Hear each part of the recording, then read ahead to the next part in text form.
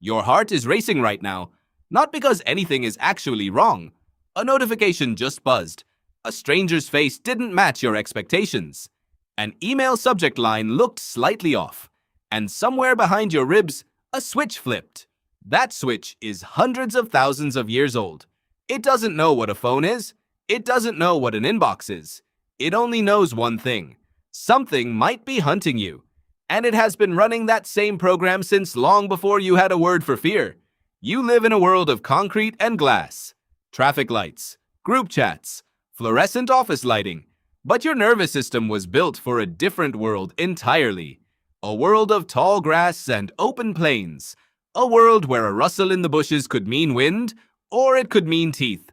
Your ancestors who survived long enough to have children were not the calmest ones. They were the jumpiest ones. The ones who flinched first and asked questions later. That flinch is still inside you. It just doesn't have anywhere useful to go anymore. So why does your body still act like a lion is crouched behind your desk chair? Deep inside your skull sits a small, almond-shaped cluster of neurons called the amygdala. Neuroscientist Joseph LeDoux spent decades mapping exactly what this structure does, and what he found reshaped how scientists understand fear. The amygdala isn't in charge of thinking, it's in charge of reacting. It receives raw sensory information before your conscious mind even has a chance to interpret it. A shadow moves, a sound cracks, and your amygdala has already started the alarm sequence before the rational thinking part of your brain has caught up. LeDoux called this the low road, a fast, sloppy shortcut straight to fear, built for speed, not for accuracy. That shortcut kept your ancestors alive. On the savannah, hesitation was expensive. A human who stopped to carefully analyze whether that shape in the grass was really a predator was a human who sometimes got eaten. A human who flinched at every shadow, even the harmless ones, usually just wasted a little adrenaline. Wasted adrenaline is annoying. Getting eaten is fatal.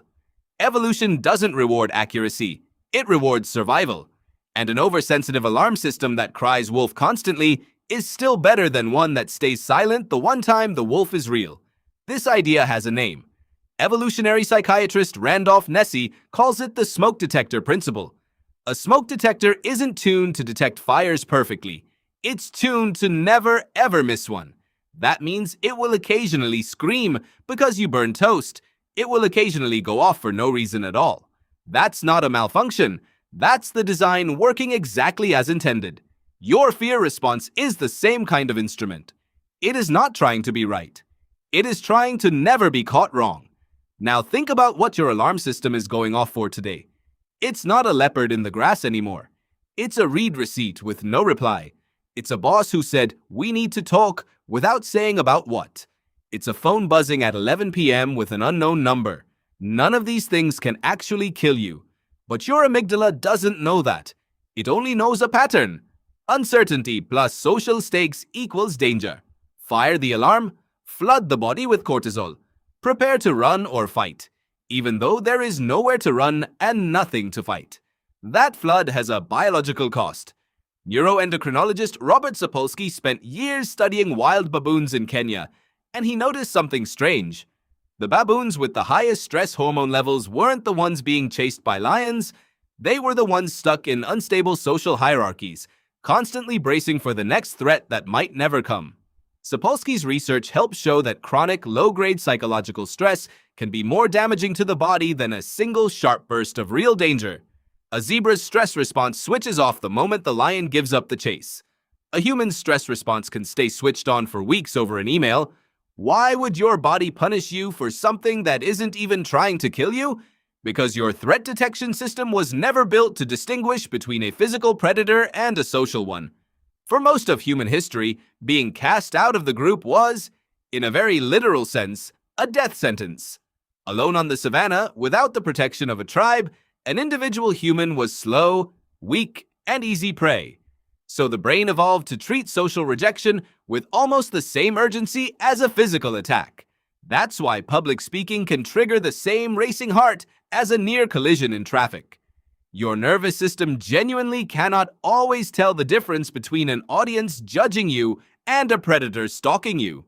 This is where the modern world becomes a trap disguised as convenience. You now carry in your pocket a device that can deliver an almost unlimited stream of social threat signals. A comment, a comparison, a notification that something happened somewhere, to someone, and you weren't there. Every scroll is a tiny opportunity for your amygdala to detect a pattern that looks like danger. And because the alarm was built to err on the side of firing, it fires constantly. Not because your life is actually more dangerous than your ancestors' lives. It's dramatically safer. But because the frequency of ambiguous social signals has exploded and your alarm system still treats ambiguity as a reason to sound the siren.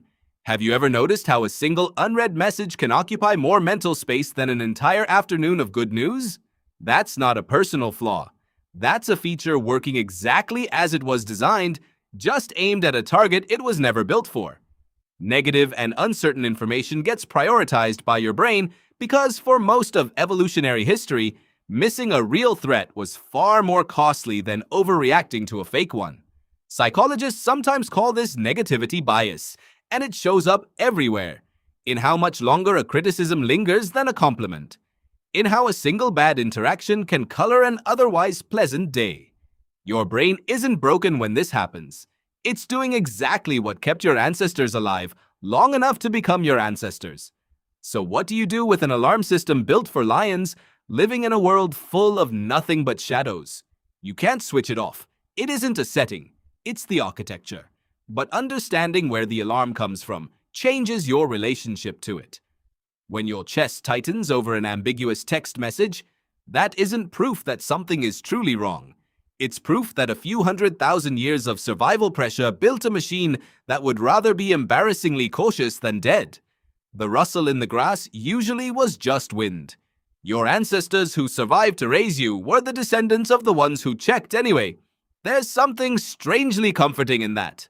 The racing heart, the tight chest, the sudden spike of dread over something small. None of it means you're weak or anxious in some unusual way or uniquely broken. It means your nervous system is doing its ancient job with old tools in a new world. The wiring that once scanned the grass for movement now scans your inbox for tone. The circuitry hasn't changed. Only the terrain has. Your heart is racing right now, or it was a moment ago, or it will be again soon. Not because anything is actually wrong, because somewhere behind your ribs, an alarm built for lions is still doing the only job it has ever known how to do. Watching, waiting, refusing even now to let its guard down.